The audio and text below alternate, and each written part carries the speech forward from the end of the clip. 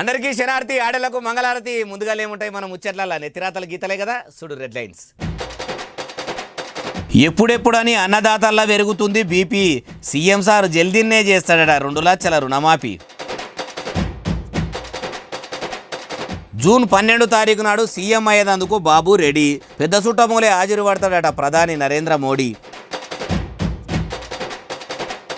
జనసేన పెబ్బ పవనాలు పోయిండు అనకాపల్లి దిక్కు. నూకాంబిక అమ్మవారికి చెల్లించుకున్నాడట మొక్కు. మొన్నటి అసెంబ్లీ ఎన్నికల్లో వైసీపీని దేకలేదు జనాలు. 10 మంది ఎమ్మెల్యేలతోని మీటింగ్ పెట్టిండు జగనాలు. ఎమ్మెల్యే మల్లారెడ్డి ఇయ్యబోతున్నాడట కార్ పార్టీకి కాలు. టీడీపీలకు పోతేనే మాజీ మంత్రి సారుకు జరుగుతుందట మేలు.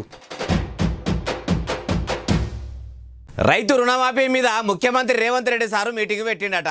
2 లక్షల రుణమాఫీ చేసుడు కుదిరేటట్టు లేదని ఇట్లా పెట్టిండా, లేకుంటే ఇంకా కొన్ని దినాల తర్వాత ఇట్లా చేద్దామని అధికారులతో సమావేశం అయ్యిండా. ఏమో అన్ని ముచ్చట్లు తెలవాలంటే మనం కూడా ఆ మీటింగ్ కాడికి పోవాలి. ఆలస్యం ఎందుకు, పోదాం పర్రి.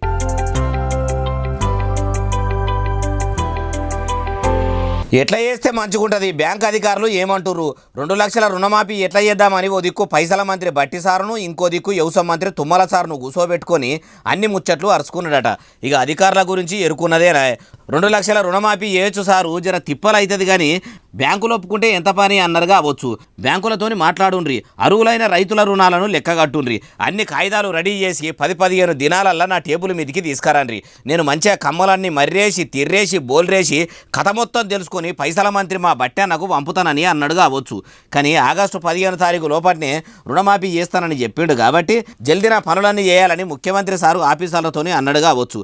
ఇట్లా అధికారులతోని మంత్రులతోని ఇదే ముచ్చట మీద మీటింగు మునుపు కూడా పెట్టిండు. ఇట్లనే చెప్పిండు రైతు రుణమాఫీ చేస్తామని చెప్పిండు. కానీ ఎప్పుడు లోన్ తీసుకున్న వాళ్ళకు రుణమాఫీ చేస్తాడు. ఎవరు అరువులు ఏం కథ అన్ని ముచ్చట్లు ఎప్పుడు చెప్తారో ఏమో ముంగడ తెలుస్తుంది అంటుర్రు ఈ ముచ్చటిన్నోళ్ళు.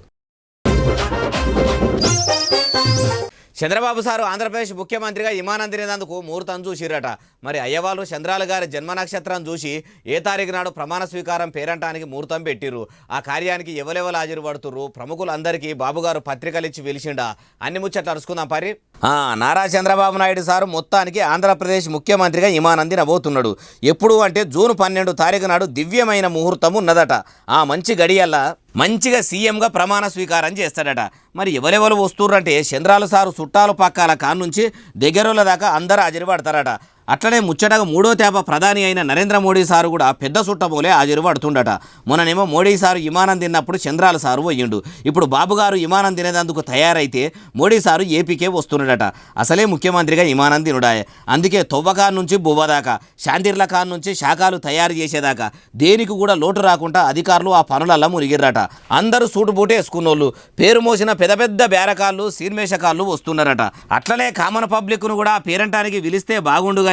అసలు వాళ్ళ ఓట్లతోని గెలిచిన చంద్రాల సార్కి ముచ్చట యాదుకున్నదో లేదో, ఉంటే మట్టుకు పేరున ఓటర్లందరినీ పిలిచేటోడేమో అనుకుంటుర్రు ఈ ముచ్చటిన్నోళ్ళు.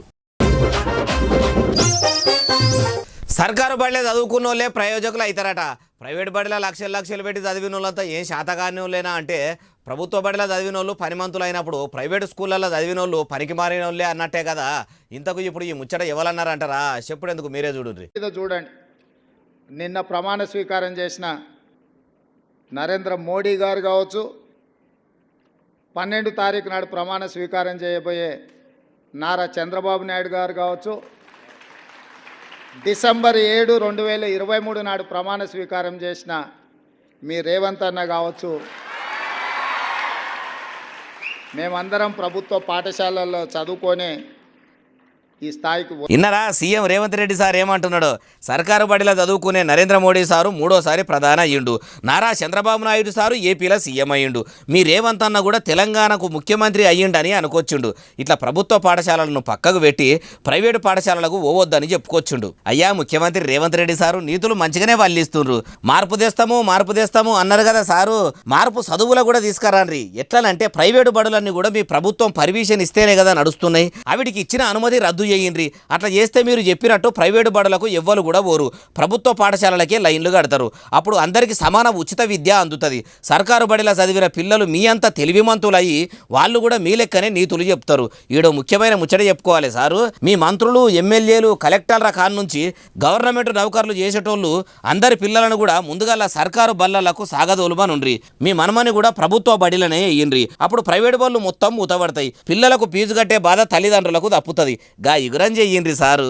అట్లా చేయకుండా ప్రభుత్వ బడిలో చదువుకున్నోళ్ళే పనిమంతులు అవుతారు అంటే ఎట్లా సారు? నీతులు నీడని చేయి, సామెతలు సంపద చేయి, ఆనిముత్యాలు ఆకలి తీర్చాయి, ప్రసంగాలు ప్రపంచాన్ని మార్చాయి. పుండో దగ్గరుంటే మందో దగ్గర పెడితే ఏడకమ్మవుతుంది సారు అంటురు ఈ ముచ్చటిన్నోళ్ళు. సినిమేషగాడు చిరంజీవి తమ్ముడు జనసేన పెబ్బ పవన్ కళ్యాణ్ సారు గుళ్ళు గోపురాలు తిరుగుకుంటా మొక్కులు ముట్ట చెప్పుకుంటున్నాడట. ఎన్నికల్లో ఎమ్మెల్యే గెలిస్తే అనకాపల్లిలున్న నూకాంబిక అమ్మవారిని దర్శించుకుంటా అని మొక్కుకున్నాడట. అనుకున్నట్టే గెలిచిండు, తీర్పాటకం దొరికినట్టున్నది. మొక్కపై చెప్పేది అందుకు పోయిండు. మరి దర్శనం ఎట్లయింది ఏం కథ అన్ని చూద్దాం పరి.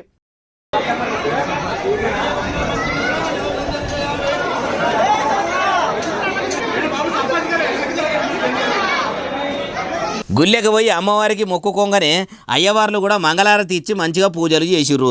గోత్రనామాలు తెలుసుకొని ప్రత్యేక అర్చనలు చేసిర్రు. సారు కూడా జన సైనికులను ఎంటేసుకొని ఆలయం కాడికి పోగానే పవనాలు సార్ను చూస్తేందుకు పబ్లిక్ కూడా మాలస్క మందే వచ్చిర్రట. శానొద్దుల కింద మొక్కుకున్నాడట. అమ్మా నూకాంబిక తల్లి, జనసేన పార్టీ తరపున నిలబడ్డ ఎమ్మెల్యేలందరూ గెలిస్తే నీ పుణ్యాన మా కూటమికి ఏపీలో కలిసి వస్తే అనకాపల్లిలున్న నీ ఆలయానికి వస్తా, నీకు మొక్కు చెల్లించుకుంటా అని మొక్కుకున్నాడట. మొక్కుకున్నట్టే అమ్మ దివ్యనార్తి అందించినట్టున్నది. అందుకే మొక్కు ముట్ట చెప్పుకునేది అందుకు వచ్చిండట. పవన్ కళ్యాణ్ సారు అమ్మవారికి మొక్కుకున్న మొక్కు మంచిగానే ముట్ట చెప్పినారు. ఇదే పద్ధతిలో ఇంతే బిరాన మీరు ఏపీలో అధికారంలోకి వస్తే ప్రజలకు ఏమేం చేస్తాం అన్నారో అన్ని కూడా నెరవేర్చిండ్రే అనుకో, ఓటరు దేవుళ్ళు కూడా అమ్మవారి లెక్కనే మీకు సల్లని ఆశీస్సులు అందిస్తారు అంటారు ఈ ముచ్చటిన్నోళ్ళు. రాష్ట్రపతి భవన్లో నరేంద్ర మోడీ సారు మూడోసారి ప్రధానిగా ప్రమాణం చేసి విమానం తిన్నాడు కదా, ఆ పేరంటానికి జిట్టపులి కూడా వచ్చిందట. అగో పులి వస్తే ఆడున్న పబ్లిక్ పులి పులి పులి అని ఆగమాగమ ఈ చెట్టుకోగలు పుట్టకోగలు ఓకపోదురా అంటే వాళ్ళేం కంగారు పడలేదు. కానీ పులి మాత్రం కనిపించింది.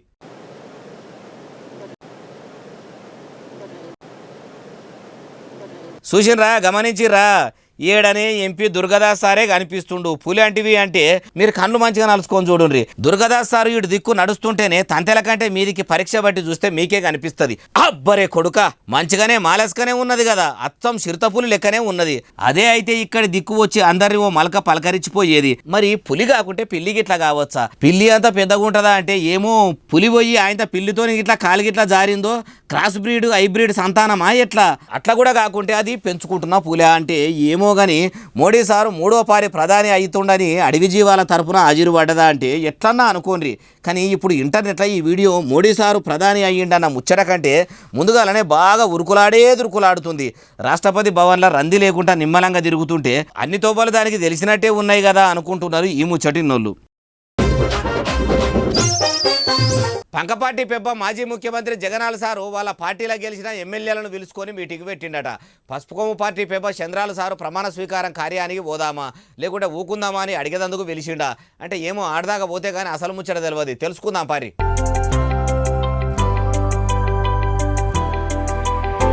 చూసినరా, జగనాల సార్ సీఎంగా ఉన్నప్పుడు సారు ముఖం ఎక్క దీపం లెక్క ఎలిగిపోయేది. ఇప్పుడు ఎట్లున్నది చూడుండ్రి, సమరైపోయే ముంగట ఎలుగుతున్న గుడ్డి దీపం లెక్క కలదప్పినట్టు లేదు. కానీ జగనాల సారు కలలు కూడా అనుకోలేదు కావచ్చు ఇట్లా 10 సీట్లు పంకపార్టీకి వస్తాయని.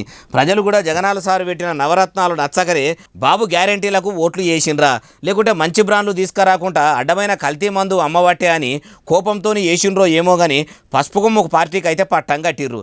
అందుకే అంటారు, దీపం ఉన్నప్పుడే ఇల్లు సక్కదిద్దుకోవాలి, అధికారంలో ఉన్నప్పుడే ప్రజల అన్ని అవసరాలు తీర్చాలి. అహంకారం చూపెడితే అనుభవించక తప్పది. ఇక ప్రతిపక్ష హోదా కూడా లేని జగనాలు సారు అసెంబ్లీలో ఎన్ని కష్టాలు పడతాడో, అసెంబ్లీలో ఏం మాట్లాడదాము ఏం కథ అని ఎమ్మెల్యేలతో మాట్లాడిండు కావచ్చు. తెలంగాణ గుండెకాయ హైదరాబాద్ జీహెచ్ఎంసీ ఆఫీసుల ప్రజావాణి దరఖాస్తులు తీసుకుంటున్నారట.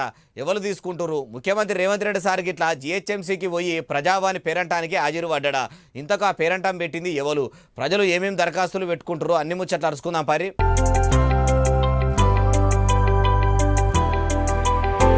చూసినరా GHMC mayor Gadwal Vijayalakshmi madam incharge commissioner Amrapali madam కూడా ఉన్నారు కదా. ప్రజలు దరఖాస్తులు పట్టుకొని వస్తుంటే ఒక్కొక్కల బాధలు ఇనుకుంటా వాళ్ళ అప్లికేషన్లు తీసుకుంటారు. అమ్మా విజయలక్ష్మి గారు, మీరు జర పబ్లిక్కు చెప్పే గోసలన్నీ కూడా మనసు పెట్టి మంచిగా నుండ్రి. వచ్చేది వానకాలము, ప్రజలు దరఖాస్తు పెట్టినా పెట్టకున్నా సరే ఏడేడ మోర్లు చక్కగా లేవో ఆడ వెంటనే మరమ్మతులు చేపియ్యి.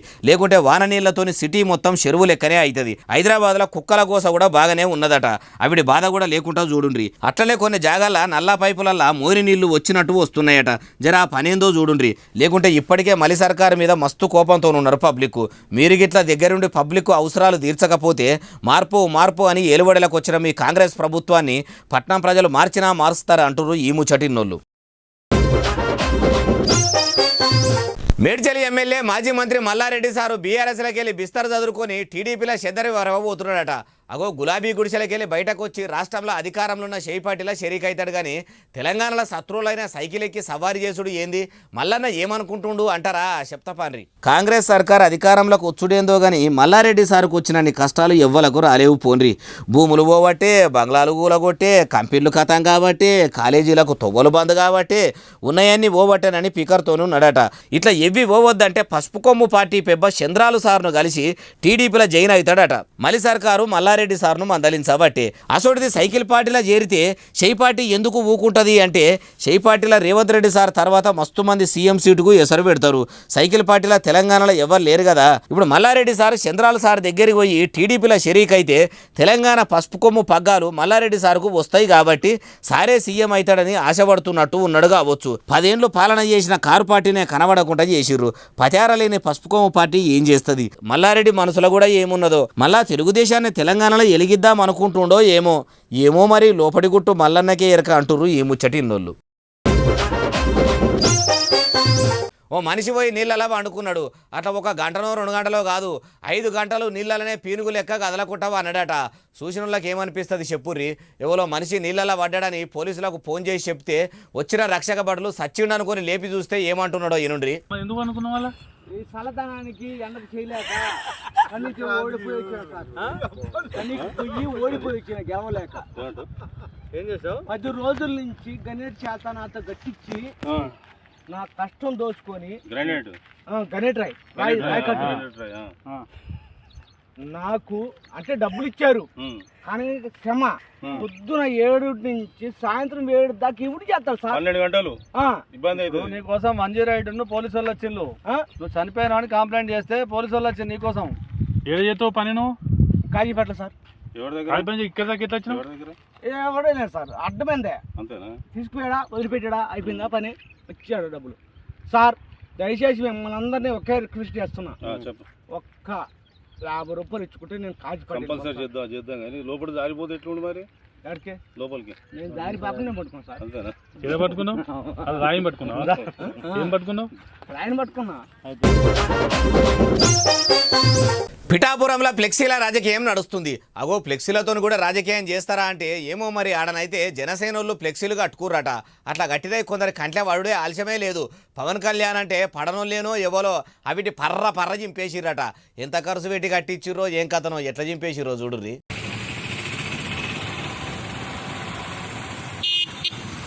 నడిమిట్లకు నామరూపాలు లేకుండా చింపేసిర్రు. ఆ ఫ్లెక్సీ కనీసం ఇంటి మీద ఉరవకుండా కప్పుకుందామన్నా కానీ కప్పుకోరాకుండా పొట్టు చేసిండ్రు కదా.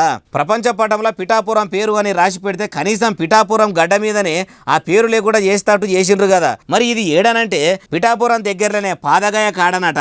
ఇట్లా సింపుడు చూసి మా జనసేన పార్టీ వాళ్ళు ఎదుగుతుంటే చూసి ఓర్వలేకనే ఇట్లా చేస్తుండ్రని పవనాలు వెనకపొంట నడిచేటోళ్ళు రగిలిపోతుర్రట. మరి ఎవరు కట్టించిర్రంటే కాకినాడ ఎంపీ ఉదయ్ శ్రీనివాస్ అట.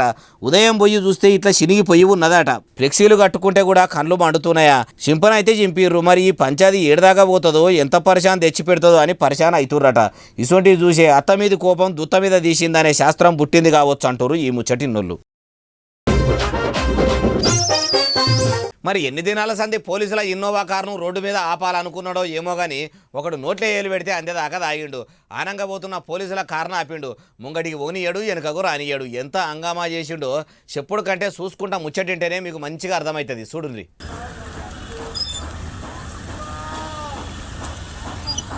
మరి కల్తీ మందే తాగిండో బీరు మీదకెళ్ళి మందు మీదకెళ్ళి బీరు గప్ప గుంజిండో కానీ ఇగో ఇట్లా హైదరాబాద్ గడ్డ మీద ఉన్న పాత బస్తీ కాడ చీకట్ల పోతున్న పోలీస్ కార్ను ఆపిండు. చేతుల ఓ రాయి కూడా పట్టుకున్నాడు. ఈడికెళ్ళి కదిలితే కొడతా అని రౌతు కూడా లావాడుతున్నట్టున్నాడు.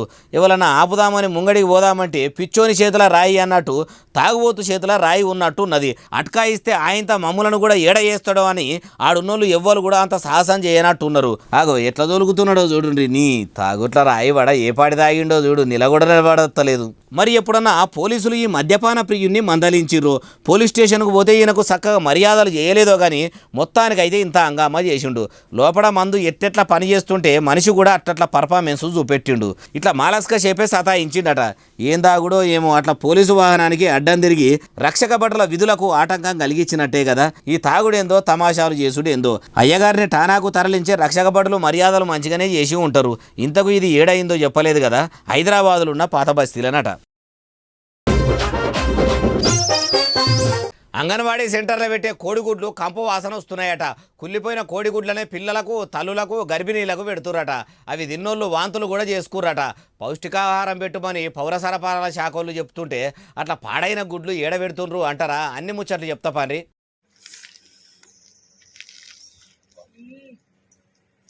ఇక షీగుడ్లైన కోడిగుడ్లను తీసుకొచ్చి నెల పిల్లలకు తల్లులకు ఇస్తున్నారట. తీసుకున్నోళ్ళు ఇంటికి పోయి ఉడికేసుకొని తింటే ఒకటే వాంతులట. బాలామృతంతో పాటు ఒంటికి బలం ఇచ్చే కోడిగుడ్లు కూడా తినాలని గుడ్లు సప్లై చేస్తే అవి మంచియో కావో పరీక్షలు చేయకుండా ఇట్లా పంచిపెట్టి పిల్లల తల్లులు గర్భవతుల పానాలతోని పైలా పచ్చిసు ఆడుడేంది. ఇట్లా కుళ్ళిపోయిన గుడ్లను సరఫరా చేస్తుంటే అధికారులు లీడర్లు ఏం కమాయి చేస్తున్నట్టు గుడ్డి గుర్రాల పండ్లు దోముతురా, గాడిదలు పెట్టే గుడ్లు ఏరేందుకు పోయిర్రా ఏమో. మరి ఆ లీడర్లు అధికారుల భార్యా బిడ్డలు కూడా ఇసొట్టి గుడ్లనే తింటున్నారా? ఏడనంటే ఇంకేడన. అయ్యో మన బంగారు తెలంగాణలోనే ఉన్న మహబూబ్ నగర్ జిల్లా బయ్యారం మండలం కొత్తపేటలనట. ఓ జిల్లా కలెక్టర్ గారు ఏడున్నారు. ఊర్ల పొంట అంగన్వాడీ సెంటర్లలో కుళ్ళిపోయిన కోడిగుడ్లు పెడుతున్నారట. వాళ్ళ కథ ఏందో చూడుండ్రి సార్ అంటుర్రు ఈ ముచ్చటిన్నోళ్ళు. ఇక ఇవి అలా నేను తెచ్చిన ముచ్చట్లు ఎట్లున్నాయి అసలు నెలే. ఎస్ఎస్సీ డిజిటల్ బాగా సబ్స్క్రైబ్ చేస్తారు, బాగా కమెంట్ చేస్తారు, బాగా లైకులు చేస్తారు, బాగా షేర్లు చేస్తారు. ఇట్లనే ఆదరించరు. ఇంకెన్ని ముచ్చట్లు తెచ్చి మీకు వినిపిస్తూనే ఉంటా. మరి సెలవు, శనార్థి, దండం, పబ్బతి ఇంకేమైనా ఉంటే అన్ని.